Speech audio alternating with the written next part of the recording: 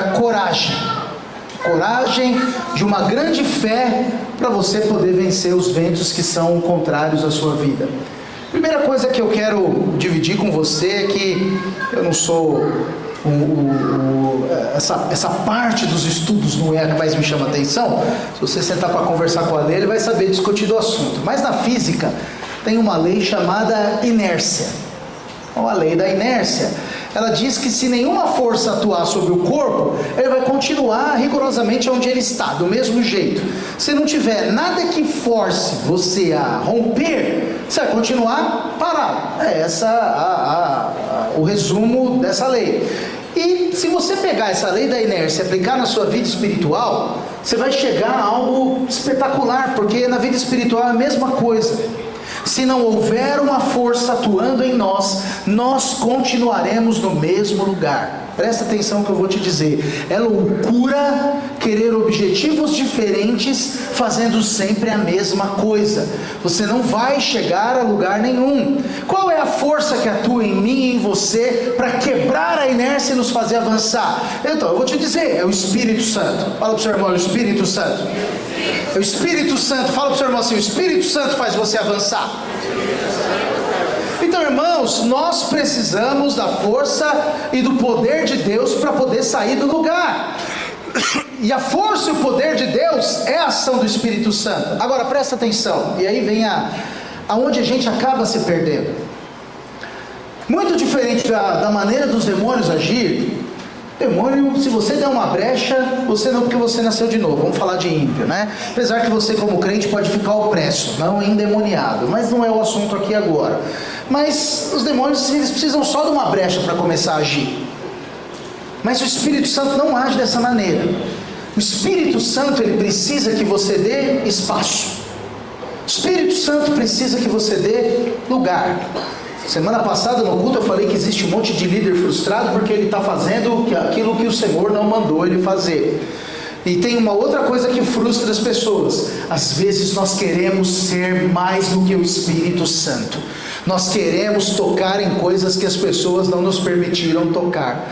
Nós queremos invadir espaços que não nos foram abertos. Nós queremos tentar romper com o objetivo de ajudar as pessoas. É uma realidade onde elas não querem ser ajudadas. A lei da inércia na sua vida nunca será quebrada se você não quiser. Pastor, o que você está dizendo? Se você quiser, você pode entrar numa reunião como essa, ouvir palavras que você vai ouvir, que particularmente são essenciais para a sua vida cristã, e sair da mesma maneira que você entrou, porque você não deu espaço para o Espírito Santo agir sobre a sua vida. Então, pastor, o que você está dizendo? O Espírito Santo, ele não vai arrombar a porta do seu coração.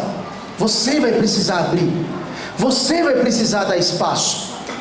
Então, se você parar para avaliar, eu quero fazer uma análise com você. Moisés viveu isso. A palavra de Deus diz que Moisés viu uma sarça pegando fogo.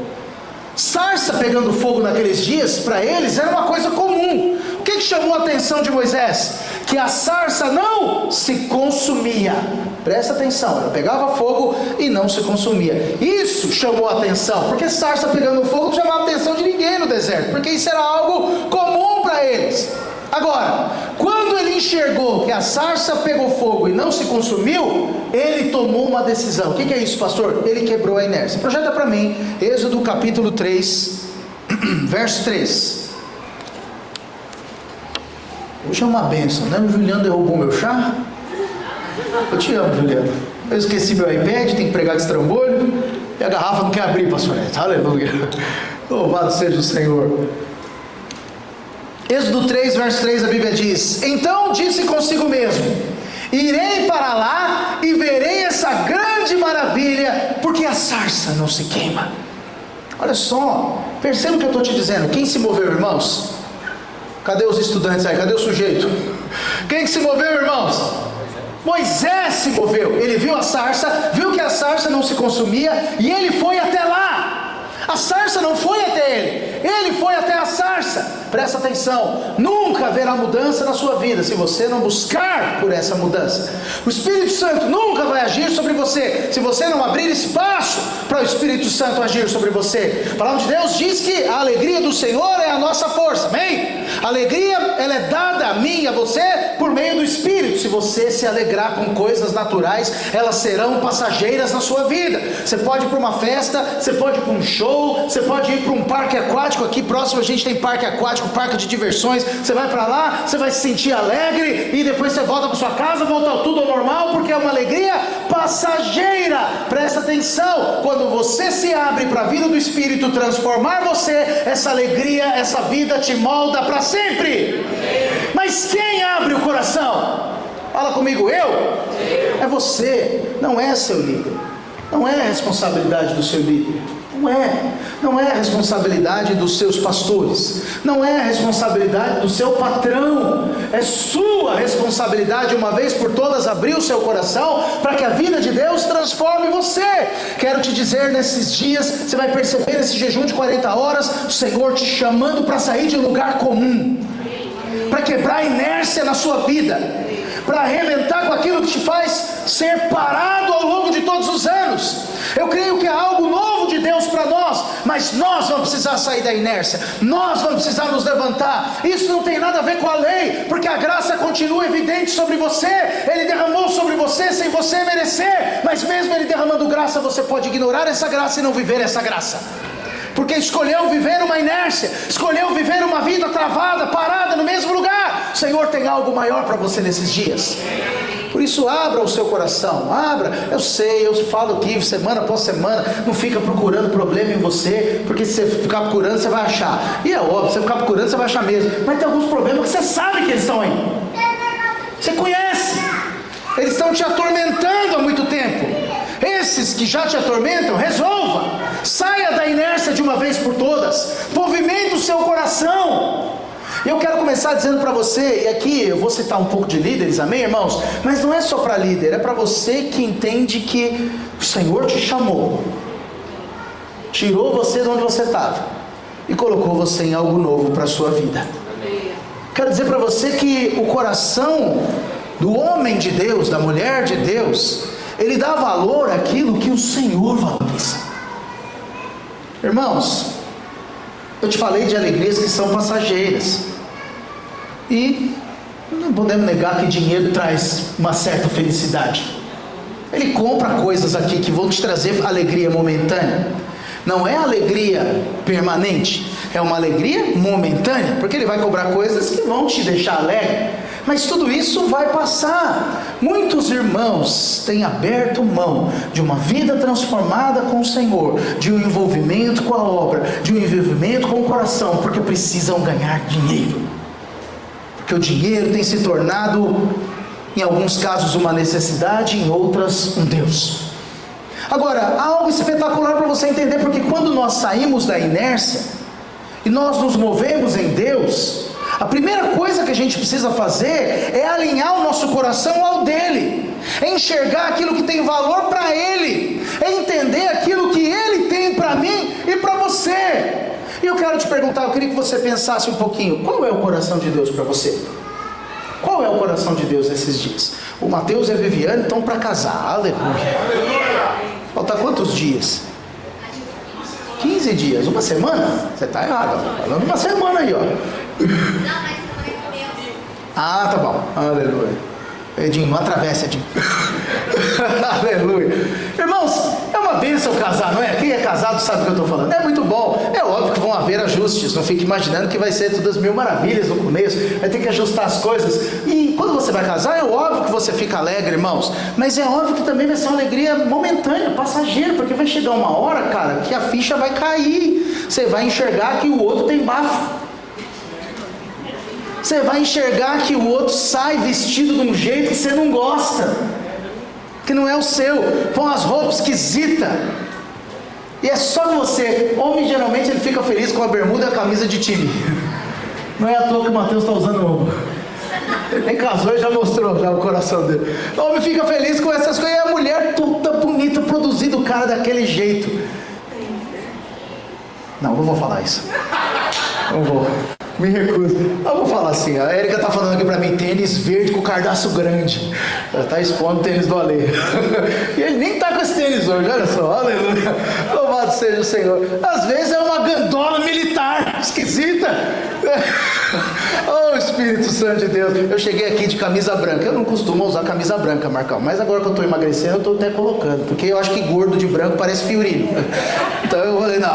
Homem é tudo esquisito, veste tudo de um jeito esquisito, tudo diferente. Se a sua alegria for no seu cônjuge, ela vai passar muito rápido. Ela vai terminar muito rápido. Ela vai acabar. O encanto vai acabar depois que falar o sim e abrir a porta de casa. Às vezes é a porta do hotel que destravou, já acabou o encanto. Sabe, irmãos, sua alegria não pode ser as coisas daqui. O coração de Deus, é óbvio que Deus se alegra com aquilo que alegra o seu coração, porque Deus é Pai. Você se alegra com aquilo que alegra os seus filhos.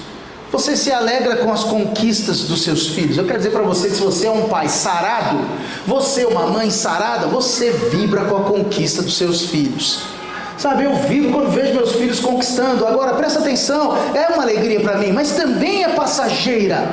O que tem que mover o nosso coração tem que ser a mesma coisa que move o coração do Senhor. E o que move o coração do Senhor, olha para mim, é o cuidado com os perdidos. Isso move, presta atenção, não deturpe o que eu estou falando, amém? Eu não estou dizendo que você não possa ter alegria em casar, que você não possa ter alegria em comprar uma roupa, alegria em trabalhar para ter dinheiro, alegria em ver a alegria e a conquista dos seus filhos. Tudo isso é válido, tudo isso te traz alegria. Eu estou te dizendo que ela é uma alegria passageira, ela vai terminar, mas tem uma alegria que vai encher o seu coração, se alegrar com aquilo que o Senhor se alegra, amém. Amar aquilo que o Senhor ama. Por isso, presta atenção, eu quero fazer um paralelo com aquilo que ministramos nos últimos domingos. Por isso que você nunca deveria faltar num culto, porque o culto é para você se encher, e cheio você tem o que derramar. Eu vou abrir meu coração, espero que depois os líderes não fiquem bravos comigo, em nome de Jesus. Mas eu sempre penso que um líder que falta no culto, ele tem um problema depois para ele fazer a célula, porque ele não se encheu. O que ele vai derramar na célula dele? Vai derramar talvez o que ele leu, o texto lá, a palavra, mas a vida ele vai receber estando no meio dos irmãos. Vida ele vai receber aqui no culto de domingo. Apesar de, não é seu caso no nome de Jesus, amigo seu, apesar de que alguns ignoram esses momentos, mas ele vai receber vida na hora que ele ouve a palavra toca ele sai do lugar, vem aqui e fala, Senhor, fala comigo. Eu vim aqui que eu quero receber vida, quero ser tocado. E tudo isso por quê? Para eu me encher. E para que eu me encho? Para derramar. Você se enche para derramar sobre pessoas ao seu redor. Jesus disse que o reino de Deus, ele é como um pastor. A palavra de Deus diz que se o pastor perde uma ovelha, ele guarda as outras e vai atrás da que se perdeu. Presta atenção, quem converte as pessoas, quem quebra a inércia na vida das pessoas, não sou eu e não é você, é o Espírito Santo. Mas quem é usado para liberar a voz, que vai tocar a pessoa, para que o Espírito Santo quebre a inércia, sou eu e você. Esse é um chamado nosso, esse é um comissionamento nosso. Eu te disse, o Senhor se alegra com aquilo que alegra o seu coração, mas não tem nada que alegre mais o coração do Pai do que você investir em vidas. Quem converte é o Espírito Santo, mas quem cuida somos nós. E isso também faz parte de quebrar a inércia. Muitas vezes, irmãos, na igreja nós ficamos felizes com o crescimento, nós ficamos felizes com o número, nós ficamos felizes com pessoas que se batizam, e é óbvio que nós temos que celebrar, porque isso enche o coração do Senhor. Mas eu quero dizer algo para você nessa manhã: Jesus nos mandou fazer discípulos e batizar, e isso é um comissionamento, isso alegra o coração dele, mas não podemos fechar os olhos para os perdidos. Que perdido, pastor? Aquele que está no íntimo, no mundo? Não, aquele que está lá na sua célula, esfriando o coração. Aquele que está lá com você, passando por luta, passando por dificuldade. Aquele que está lá na sua célula, que não aparece no culto tem um tempão, porque ele sempre apareceu alguma outra coisa para ele fazer na hora do culto. Nós não podemos fechar os olhos para esses. É uma alegria fazer um batismo, mas é uma alegria maior você poder não perder as pessoas que estão com você. Não podemos fechar os olhos para esses que se perdem pelo caminho. Eu não estou falando daquele que sai da célula para ir para outra igreja. Esse fez uma escolha e às vezes você tem que respeitar, mas existem perdidos que nós perdemos para Satanás. Satanás foi para cima e nós perdemos alguns.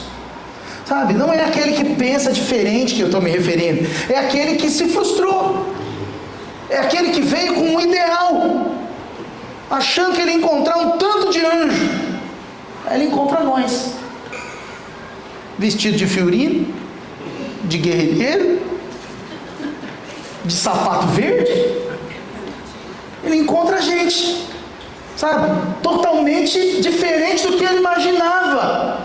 É óbvio que eu estou brincando com você, você está entendendo onde eu quero chegar? E a frustração toma o coração. Ouça, quero dizer algo para você, a obra do Calvário só existe porque existiam perdidos.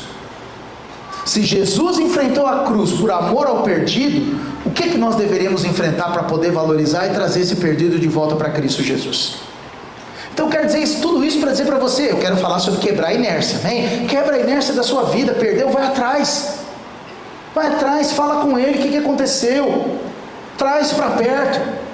Às vezes você vai ouvir uns absurdos, né? O pastor Edson recentemente ouviu um absurdo, toda vez que eu lembro dele, ele incomoda minha cabeça assim, ouviu um absurdo, falou um absurdo, faz parte, você vai ouvir absurdos mesmo, mas precisa ir atrás. Por quê? Porque o Senhor nos colocou para investir uns nos outros, para amar uns aos outros. Eu sei, eu estou falando isso no estado de São Paulo. Aqui em São Paulo a gente aprendeu a viver trancado atrás de grade, a gente aprendeu a ter distância, a gente aprendeu a tomar cuidado onde você vai. Célula, você não pegou o começo da célula aqui. O começo da célula aqui era uma luta para pôr célula nas casas das pessoas, porque as pessoas simplesmente não abriam a casa para ter célula, porque um paulista é inconcebível você receber 15 pessoas dentro da sua casa. Não existe, ainda mais gente que você não conhece. Se eu ter algum bandido, assassino, traficante e alguém maldoso lá, essa é a cabeça que muitos tinham. Isso foi sendo mudado ao longo do tempo, mas esse distanciamento ainda existe. Agora eu quero dizer para você, Cristo Jesus abriu as portas para você, escancarou as portas para o perdido, e tem mostrado para mim e para você aquilo que tem valor para Ele. Nosso coração precisa estar naquilo que tem valor para Ele. Sabe, não aceita perder vidas, principalmente por causa de orgulho. Existem momentos que nós vamos precisar engolir o nosso orgulho. Existem momentos que vão haver pressões. Não aceite perder pessoas por causa de mal entendido. Sabe, o pastor, o discipulador, o líder, ele vai atrás, ele conversa. Se precisar, ele se humilha, mas ele traz a ovelha de volta. Pastor, por que você está falando isso? Porque a inércia nos fez parar e nos fez acreditar que perder pessoas é normal. Olha o que eu vou te dizer, pessoas nos deixam, mas não é normal ela ir para o mundo. Quem experimentou a verdade, não é normal ir para o mundo. Eu me lembro uma vez que eu estava com eu vou falar isso. Eu estava com um irmão, e aí tinha um rapaz conosco lá, e ele falou assim: eu quero fazer um churrasco. O irmão lá na hora falou: eu vou falar de churrasco, você de jejum, aleluia. Quero fazer um churrasco. Ele virou para esse outro irmão que estava conosco, o irmão era açougueiro, ele chamou um açougueiro, pastor Edson, falou para ele assim: eu quero a carne tal, quero que você vá lá e compre a carne tal. Você é açougueiro, você vai saber escolher a melhor carne. Nós vamos preparar aqui as coisas, você volta e nós vamos fazer um churrasco para nós três. E eu falei: aleluia, estou feliz da vida. Churrasco, você pode me convidar, eu estou sempre feliz, aleluia. E aí o irmão foi, o açougueiro foi lá, né? Passou na casa dele, pegou a sua faca e voltou com uma peça de carne. Enquanto ele cortava a peça de carne, esse outro irmão que deu o dinheiro, que pagou o churrasco, foi lá, olhou a peça de carne, olhou para ele e falou: essa não é a peça que eu pedi para você, eu pedi outra coisa. E aí o açougueiro disse para ele assim: isso é história, aconteceu de verdade, tá? Não é metáfora não. E o açougueiro lá disse para ele: eu sei, mas eu comprei essa porque eu acho que o gosto dessa é melhor. Aí ele falou: mas essa é uma carne que não é a carne que eu quero, ela é dura, não é o que eu quero. E aí veio a frase que eu quero usar como metáfora aqui: quem experimentou o que é bom não quer retroceder. Ele disse o que para esse rapaz? Você acha que ela é boa porque você não comeu a que eu mandei você comprar. Se tivesse sido essa outra, você não ia nunca mais querer essa aí e baixar esse padrão. Presta atenção que eu quero te dizer: quem experimentou da presença e da glória do Senhor, não vai trocar a presença e a glória do Senhor por outra coisa. Não vai, o dinheiro não vai chamar mais sua atenção. As coisas lá fora não vão chamar mais a sua atenção. É verdade, a palavra de Deus diz que alguns nos deixaram porque não eram dos nossos. A Bíblia diz isso, é verdade. Você sabe quem que deixou que não é dos nossos? Eu não sei. Então eu prego para todos, eu libero a vida para todos, eu quero que todos recebam a graça e a unção do Senhor. Então, irmão, não esmorece o seu coração, não esfria o seu coração. Você viu o irmão esfriar? Vai atrás dele, traz ele de volta, chama ele para conversar, chama ele para tomar um café, prega a vida do Senhor para ele. Quando a vida de Deus entra, quando o Espírito Santo começa a fazer uma obra, todo o resto vai parar. Você está comigo? Amém. E tem outro detalhe, falando ainda sobre inércia, porque o Senhor quer nos levar a níveis maiores. Senhor, eu tenho certeza que se parar para conversar com qualquer um dos líderes aqui, qualquer um dos líderes em treinamento, o coração deles é que a célula se multiplique. Com certeza, não tenho dúvida, esse é o coração. O coração dos irmãos é esse. Mas, e aí tem a ver com romper a inércia, porque o diabo quer manter você na inércia, quer manter você parado. Presta atenção, toda vez que Deus fala com você, toda vez que você se move, toda vez que você recebe uma direção do Senhor, que você começa a avançar no cuidado de vidas, na multiplicação da sua célula, na multiplicação da sua fé, na multiplicação do favor que Ele tem derramado sobre você, o inimigo vai se levantar contra a sua casa, vai se levantar contra a sua família.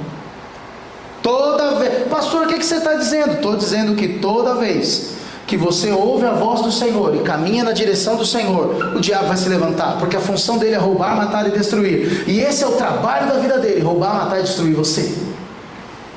Lá em Mateus capítulo 14, a Bíblia diz que Jesus multiplicou pães e peixes. Foi um momento ali espetacular. Logo depois ele deu uma ordem para os discípulos, ele virou para os discípulos e falou: vão para o outro lado. Jesus tinha ido para o local da multiplicação dos pães e peixes para descansar.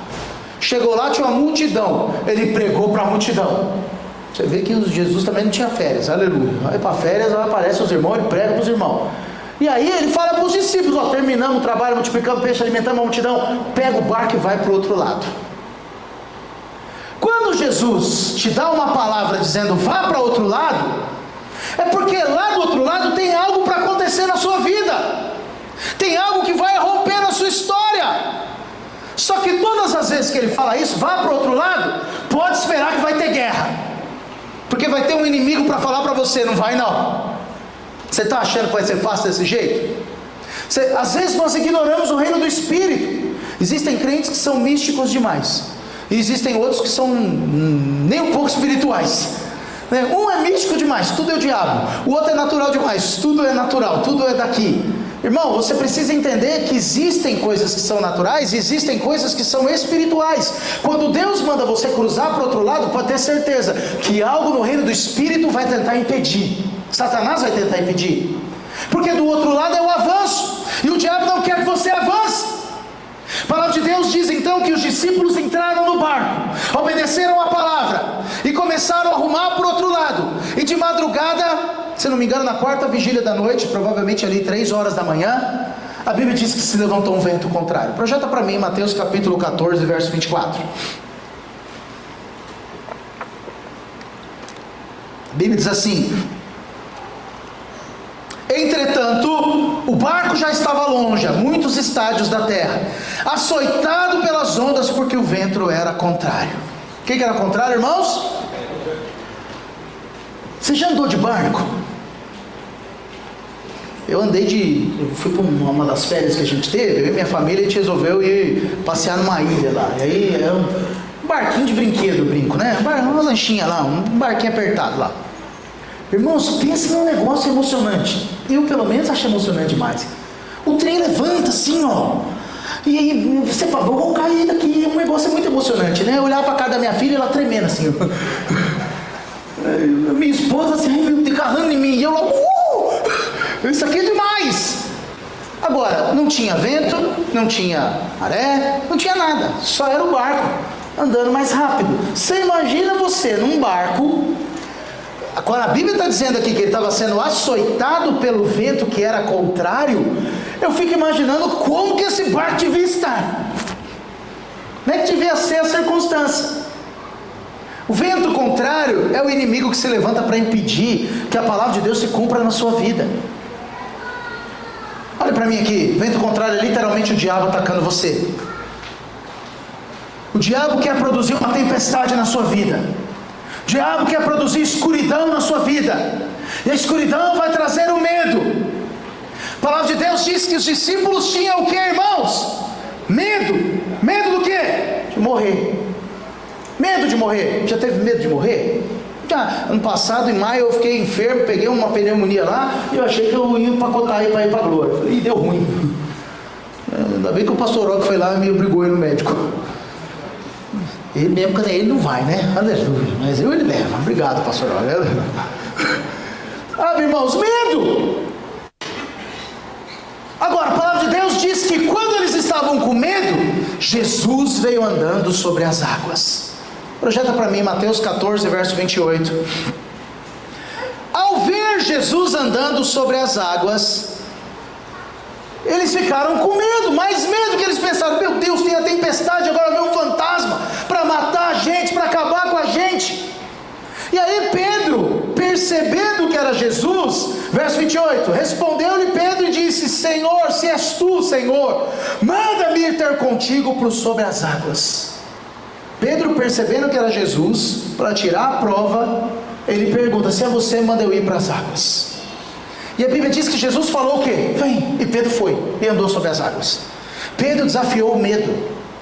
Pedro desafiou as circunstâncias. Pedro desafiou o natural. Eu não sei você, quando eu era criança, eu li isso aqui, eu tentei andar nas águas, não funcionou nenhuma vez.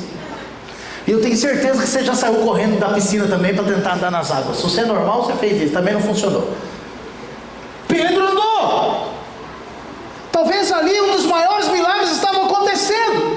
E a Bíblia diz que de repente ele afundou. Avança aí para o verso 30. A Bíblia diz, reparando porém na força do vento, teve medo, e começando a submergir, gritou, salva-me, Senhor. Pedro, ao olhar para Jesus, andou sobre as águas. Ao olhar para o vento e sentir medo, começou a afundar. O diabo vai colocar o medo, o vento contrário, para trazer medo, para fazer você naufragar na sua fé. O diabo vai trabalhar para parar você no medo. Qual medo, pastor? Medo da célula não multiplicar. É legítimo. Eu já liderei célula. A última célula que eu liderei aqui em Jundiaí, eu me lembro que eu falava, Senhor, eu falo de célula, aí eu vou fazer célula. Já pensou se não tem visitante da minha célula? O que você acha que estava gerando ali? Medo. Eu vou liderar a célula, mas não risca esse negócio, eu não tenho visitante nenhum. Se minha célula morre, eu me lembro de orar e falar, Senhor, eu preciso da sua graça, eu preciso ter visitante em toda a célula, eu preciso ter gente convertendo em toda a célula, eu preciso que aqueles irmãos vejam gente convertendo, porque isso vai encher o coração deles de fé, porque eu prego sobre gente convertendo, e eu preciso pregar para gente converter, eu preciso que você abra a porta. Mas o diabo tentou brecar com o quê? Com medo. Medo. Você vai casar, o que vem na sua mente? E se não tiver dinheiro? Quando meu primeiro filho nasceu, minha esposa falou, estou grávida. Eu falei, aleluia, grande bênção. Aí a hora que ela saiu, eu pensei, e agora para pagar as contas? Como é que vai ser esse negócio, meu Deus? Preciso de uma consultoria, discipulado com alguém que já teve filho, para saber como é que é esse negócio. Medo. Medo de faltar, medo de não ter. Médico fala que você tem uma enfermidade, precisa investigar qual que é. Vem o quê? Medo. Deixa eu ver se eu posso. Esses dias eu estava com o irmão fazendo uma visita, e ele falou para mim, pastor, meu filho era pequeno, ele bateu a cabeça, não estava perto, eu não vi, e quebrou a cabeça. Pequeno, 1 ano, 2 anos, acho que uma coisa assim. E aí, eu nem percebi, ele nem reclamou. A gente viu inchar na semana e levou ele no médico. E aí no caminho a esposa foi falando, eu fiquei morrendo de medo, porque eu já achei que era algo muito sério, porque a cabeça do menino começou a inchar. O diabo vem produzir o que em você? Medo. Medo para quê? Para parar. Medo que os filhos não vão chegar em lugar nenhum. Medo que você não vai ter dinheiro. Medo que você vai perder emprego. Faz você olhar para noticiário. Tem uns noticiários hoje que você vira ali o YouTube ou a TV, enche um copo de sangue, né? E aí você vê aquilo, você fica com o quê? Com medo. Não vou sair, não vou chegar, vai ter guerra, vai faltar dinheiro, vai faltar você está olhando, crise dos componentes. Você não sabe nem o que é componente, nem para que serve, mas você já fica pensando, aí crise é problema, né? Crise é um perigo, e agora? O que vai ser? Porque o diabo visa trabalhar no medo, porque o medo para você. Pedro parou de olhar para Jesus. podemos negar? O vento tem força. Às vezes você está olhando para a sua célula e o vento na sua vida é a sua célula. Esses dias eu conversava com um irmão amado, líder de célula, ele falou para mim: pastor, não tem ninguém comigo.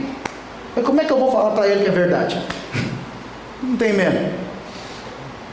É um vento contrário. Porque você está lá porque você quer que a célula avance, mas não tem ninguém com você. Vento contrário de que as pessoas não te amam. Como o diabo trabalhou nisso na minha vida em 2022 e 2023? Vento contrário. Vento contrário de que você vai ser traído.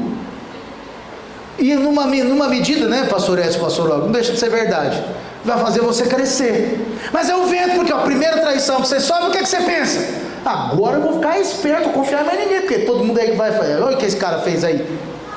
Você ajudou, investiu, amor, estão falando mal de você. Isso vai produzir o quê? Vento contrário. Vento contrário, irmãos. Qual é o vento contrário da sua vida? Qual é o objetivo do vento contrário, pastor? Fazer você parar de olhar para Jesus. Só para isso. E o vento é contrário e é forte para fazer você parar de olhar para Jesus. Projeto verso 31 para mim, Mateus 14, 31. Pedro então começou a submergir. A Bíblia diz: e prontamente Jesus, estendendo a mão, tomou e lhe disse: homem de pequena fé, por que duvidaste? O que Jesus falou para ele? Ele tinha o quê? Uma pequena? Como é que você vence o medo? Com uma fé grande. Jesus, por que ele afundou? Tirou os olhos de Jesus. Por que ele tirou os olhos de Jesus? Porque reparou no vento. Por que reparou no vento? Porque tinha uma fé pequena. Sabe por que você acha que o Senhor não vai suprir suas finanças? Você tem uma fé pequena. Sabe por que você acha que o Senhor não vai suprir, não vai curar você? Porque o médico falou que a sua doença não tem cura, e você acredita mais na palavra do médico do que no que a palavra de Deus diz para seu respeito. Eu estou me incluindo nessa, amém? Sabe por que você acha que sua célula não vai multiplicar? Porque você viu o tamanho do vento que você tem com você. Eu me lembro, não vou falar nome, não vou falar, mas eu me lembro que eu tinha sido desafiado a assumir uma rede de discipulado em Guarulhos. A igreja da Armênia estava multiplicando para Guarulhos, e eu, quem que vai comigo, não sabe quem vai comigo. Aí eu fui orar, lá os irmãos conhecem ali o prédio da Armênia, o palco é alto, né? Aí eu apoiei no palco, orei. Quando eu virei para trás, eu vi um irmão, não vou falar o nome dele, que ele ainda está na vida da igreja, mas sabe aquele irmão que você olha para ele, parece que ele está vivendo em Nárnia, abraçado com Aislan, sabe, ele está em outra sintonia. Ele estava assim, no meio da oração, ó. Aí eu olhei para ele, na hora o vento contrário bateu em mim. Falei: é com isso aí que você vai edificar uma obra? Você não fecha nem a boca, babando aí, pasmado. É esse bocoió aí que você vai levar? Diabo na hora. Por quê? Vento contrário. Pastor, por que você está falando isso? Às vezes você está olhando sua célula e está pensando: meu Deus, onde eu vou chegar com esses irmãos? Será que eu falo isso? Chega um período de jejum e ele te fala: não vou no jejum. Meu irmão, sua célula. Não vou falar nem de líder, porque vai que ele não está aqui e acaba achando que é para ele, né? Às vezes é mesmo, né, pastor Edson? Mas é melhor não mexer com isso não. Vento contrário, para você parar. Seu patrão te chamou, falou: a empresa está passando um momento difícil, seu salário vai atrasar. Vento contrário. E agora, como é que vai fazer? Onde que nós vamos parar? Que circunstância que nós vamos ficar? Caminhoneiro, eu estava em viagem, caminhoneiro ameaçou fazer greve. Você que viveu a última, você já sabe a luta que é, né? Faz o quê? Vento contrário. Como que eu vou trabalhar? Como que eu vou fazer? Se não tiver coisa no mercado, aí você corre para o mercado e faz aquele estocão de comida na sua casa, para descobrir que depois não ia dar em nada. Vento contrário. Eu estou citando coisas que às vezes são pequenas, mas você sabe qual é o vento contrário da sua vida. Vento contrário. Às vezes, cadê os homens aí? Só os homens, falem amém. Amém. Às vezes sua esposa é muito mais organizada do que você, é muito melhor para cuidar das coisas do que você. Aí vem o seu pastor do seu lado e fala para você assim: você tem que virar homem, assumir as posturas de homem.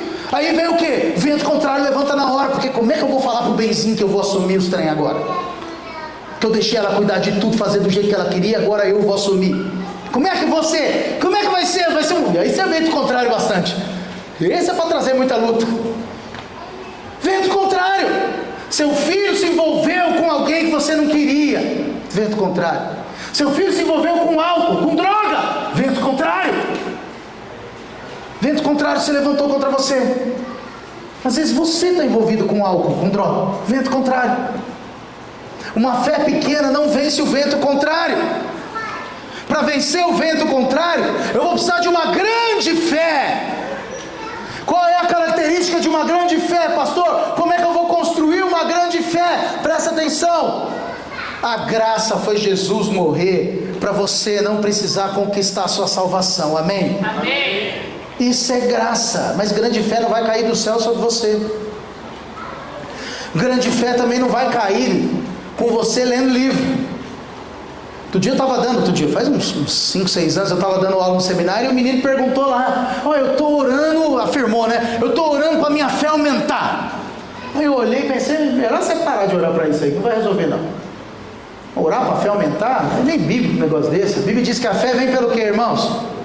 Ouvir. Ouvir o quê? Palavra. O que te enche de fé? Palavra. Qualquer palavra? Não, tem palavra que não enche você de fé. Tem palavra que te mata.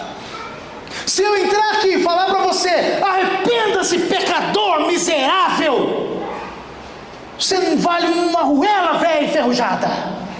Aí você vem aqui na frente, baba de chorar. Resolveu o vento contrário? Coisa nenhuma, porque só porque você babou de chorar aqui, você valeu uma arruela velha enferrujada, você continua o mesmo. Você levantou, está do mesmo jeito. Você chegou em casa, está com o mesmo problema. Você olhou para a conta bancária, está com o mesmo problema. O que vai fazer diferença na sua vida cristã, então, relacionado ao que eu estou dizendo? Ganha uma revelação do quanto você é amado pelo Senhor e do quanto Ele vai produzir na sua vida só porque você é filho.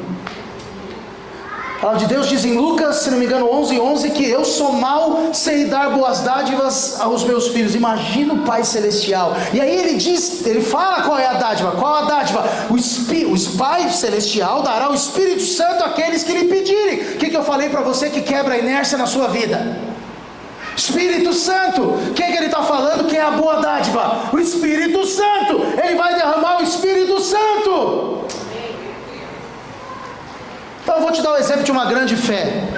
Eu não vou ler todos os textos. Projeta aí 2 Reis capítulo 4 verso 2. Deixa projetado para mim. Você pode ler depois 2 Reis capítulo 4, tá? Então a palavra de Deus diz da viúva lá nos tempos de Eliseu. E a Bíblia diz que ela perdeu o marido.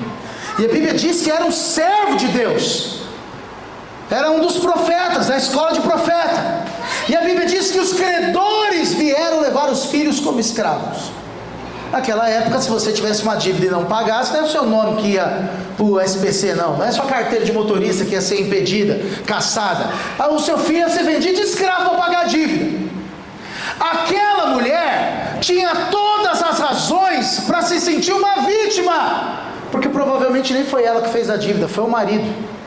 E o marido morreu e largou a dívida para ela. Ela poderia culpar Eliseu, ela poderia olhar e falar: Eliseu, meu marido trabalhou como profeta do seu lado, você pagou tão pouco para ele que ele fez essa dívida, e agora olha a situação que ele está, que eu estou, porque ele morreu, ele está com o Senhor e eu estou aqui ruim.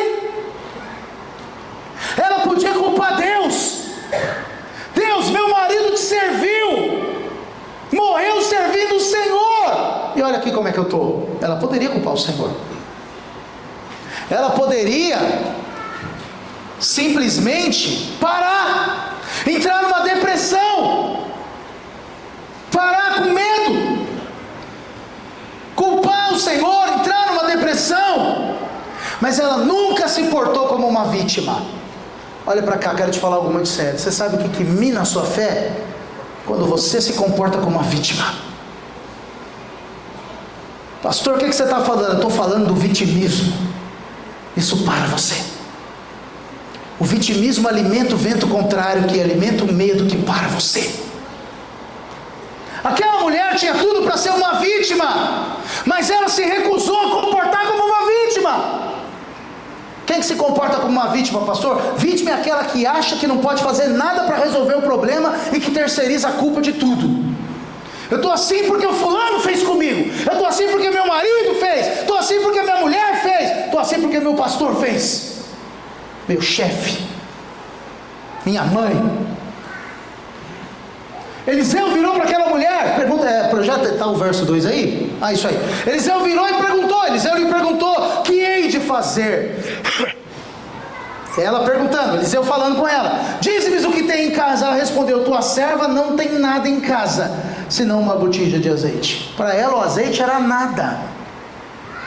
Nada, tanto que ela fala, não tenho nada, só o que eu tenho é a botija de azeite, e uma.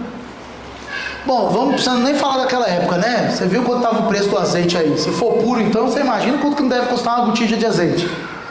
Olha para cá, para romper o vento contrário na sua vida, Deus vai multiplicar aquilo que você tem nas suas mãos. É ruim a célula?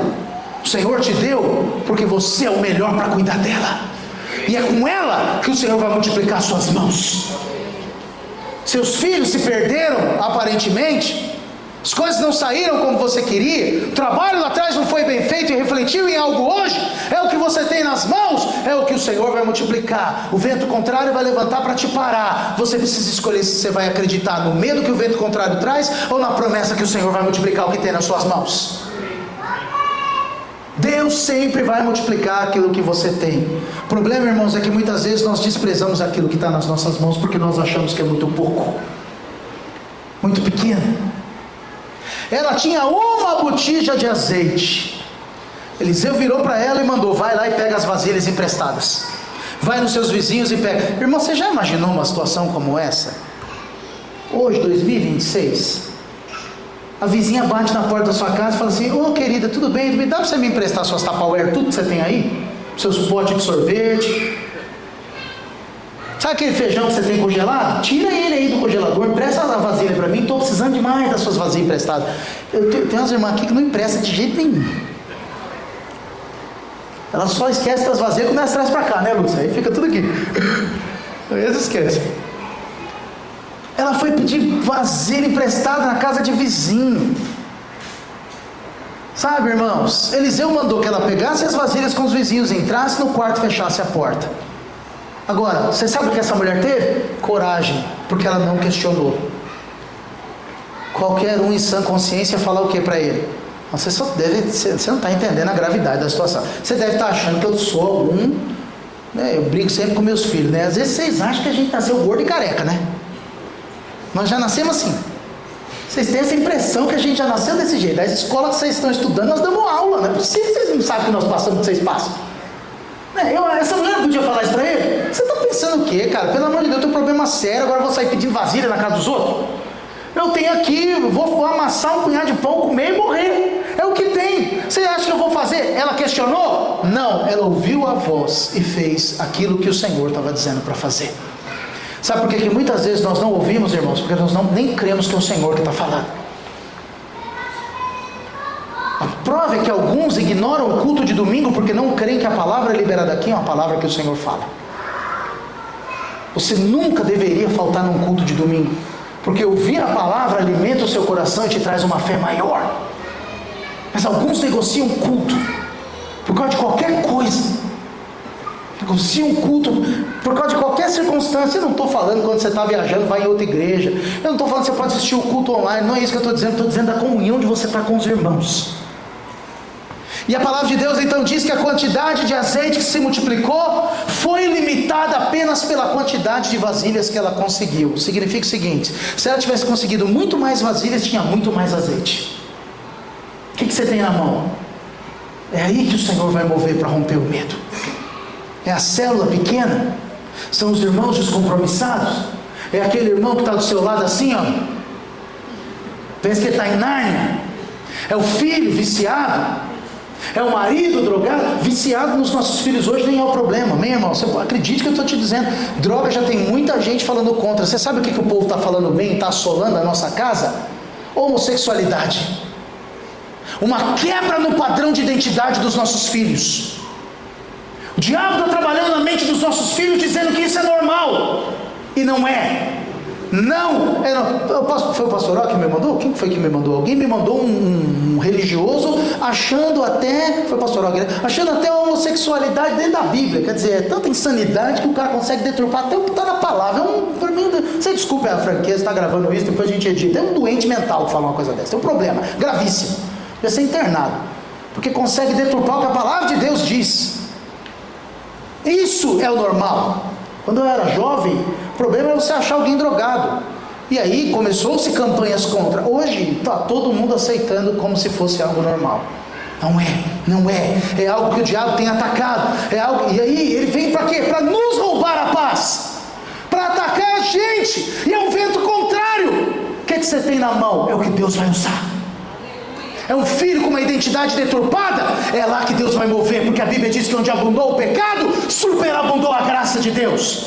Mas o vento contrário vem para quê? Para te acusar. Você não fez um bom trabalho, olha o resultado que deu, olha onde ele está, olha a circunstância.